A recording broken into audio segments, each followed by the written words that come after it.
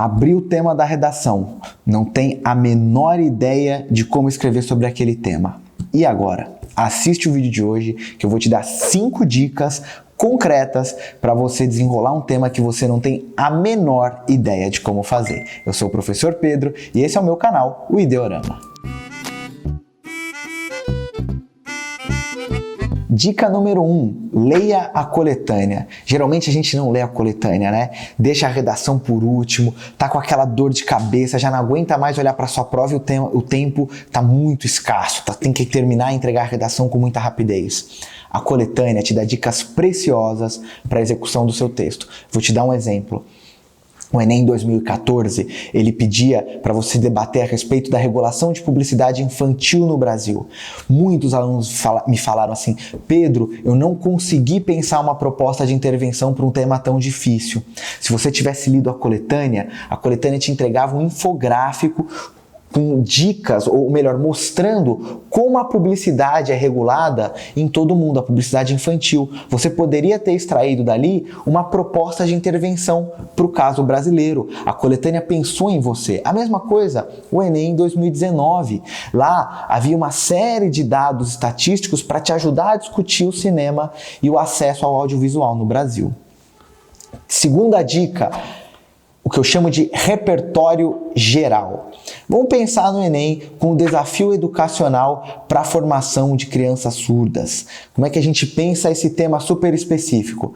É só a gente pensar o seguinte: a gente está falando de educação e a gente está falando de pessoas com surdez.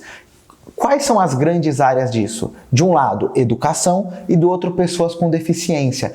Pensa se o seu repertório sobre essas grandes áreas podem ser aplicados, podem ser concretizados nos casos em questão. Então, mobiliza todo o seu repertório de educação, mobiliza todo o seu repertório de pessoas com deficiência. Ou, sei lá, eu lembro que uma vez que era assim, os desafios da pesquisa científica no Brasil.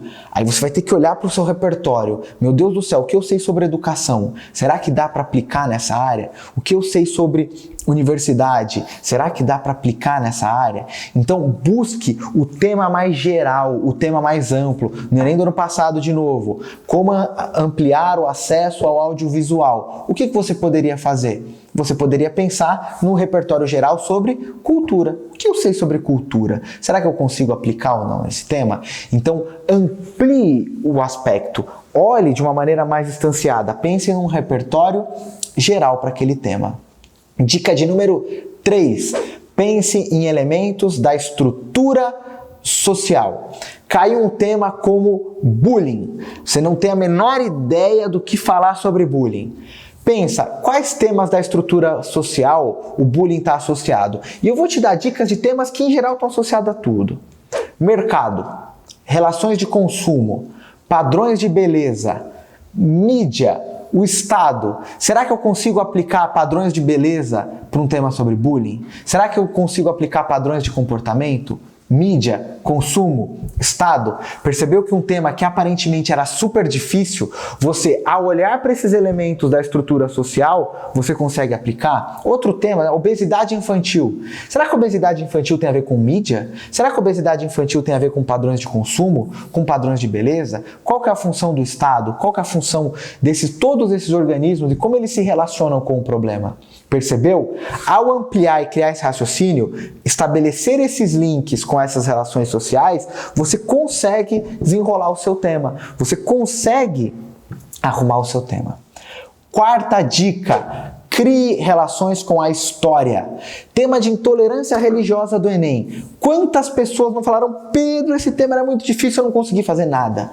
Calma lá, você teve o ano inteiro de aula de história. Será que você não consegue relacionar isso com a catequese dos indígenas no Brasil? Será que você não consegue relacionar isso com a Inquisição? Será que você não consegue relacionar isso com as cruzadas?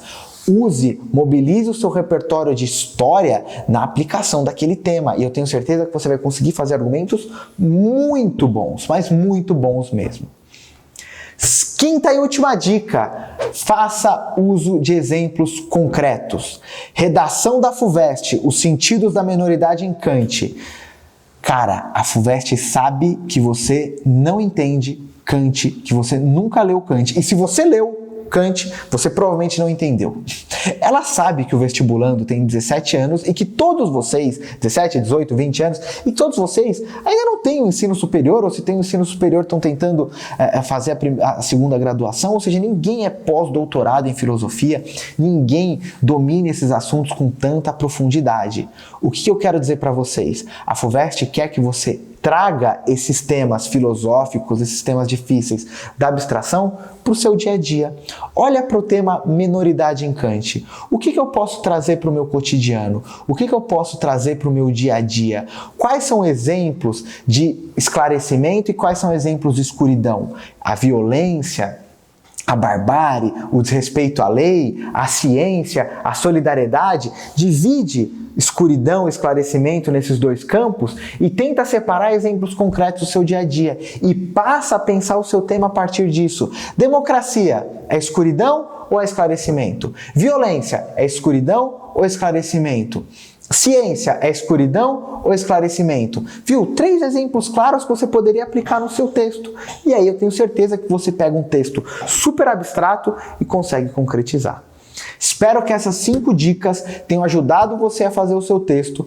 Vai lá no nosso Instagram, vai lá no nosso Facebook, a gente colocou dicas concretas lá para você aplicar isso, mostrar um pouquinho como é que isso fica no texto, beleza? Sou o professor Pedro, dá o seu like, se inscreve no canal que a gente tem vídeo toda semana ajudando você com a sua redação. Valeu!